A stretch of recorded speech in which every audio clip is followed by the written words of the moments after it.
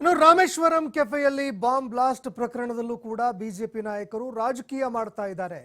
ಬಿಜೆಪಿಯವರು ಇದ್ದಾಗ ಈ ರೀತಿಯಾಗಿ ಏನು ಆಗಿ ಇಲ್ವಾ ಅಂತ ಸಚಿವ ಮಧು ಬಂಗಾರಪ್ಪ ಪ್ರಶ್ನೆ ಮಾಡಿದ್ದಾರೆ. ಈ ರೀತಿ ಯಾವುದೇ ಪ್ರಕರಣಗಳು ಆಗಿರಲಿಲ್ವಾ ಅಂತ ಮಧು ಬಂಗಾರಪ್ಪ ಪ್ರಶ್ನೆ ಮಾಡಿದ್ದಾರೆ. ಮಣಿಪುರದಲ್ಲಿ ಏನಾಯಿತು? ಪುಲ್ವಾಮಾ ದಾಳಿ ಯಾವಾಗ ಆಯಿತು?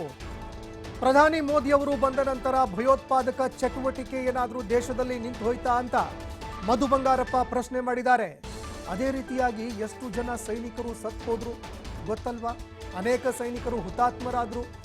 ಚುನಾವಣೆ ಬಂದಾಗ ಬಿಜೆಪಿಯವರು ಈ ರೀತಿ ಮಾಡ್ತಾರೆ ಅಂತ ಸಚಿವ ಮಧು ಬಂಗಾರಪ್ಪ ಕಿಡಿಕಾರಿದ್ದಾರೆ.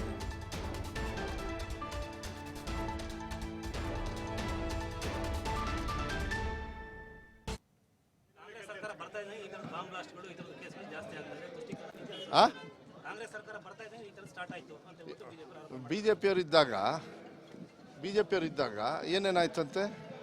ಏನೋ ಆಗಿಲ್ವಾ ಬಿಜೆಪಿಯವರಿದ್ದಾಗ? ಮಣಿಪುರದಲ್ಲಿ ಏನಾಯ್ತಂತೆ? ಮಣಿಪುರದಲ್ಲಿ ಏನಾಯ್ತು ರೀ? ಪುಲ್ವಾಮಾ ಆಗಿದ್ದು ಯಾರು ಇದ್ರೊಳಗೆ? ನರೇಂದ್ರ ಮೋದಿ ಅವ್ರು ಪ್ರೈಮ್ ಮಿನಿಸ್ಟರ್ ಇದ್ದಾಗಲೇ ತಾನೇ ಆಗಿದ್ದು. ಮಣಿಪುರದಲ್ಲಿ ಆಗಿದ್ದು ಯಾವಾಗ?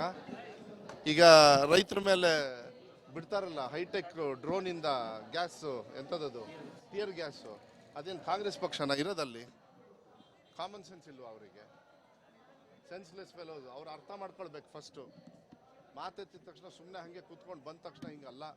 ಕಾಂಗ್ರೆಸ್ ಬಂದಾಗ ಯಾವಾಗಲೂ ಸಮಾನತೆ ತರ್ತದೆ. ಇವ್ರು ಬಂದು ಎಲ್ಲ ತಗೊಂಡು ಬರ್ತಾರೆ ಧರ್ಮದ ಮಧ್ಯ.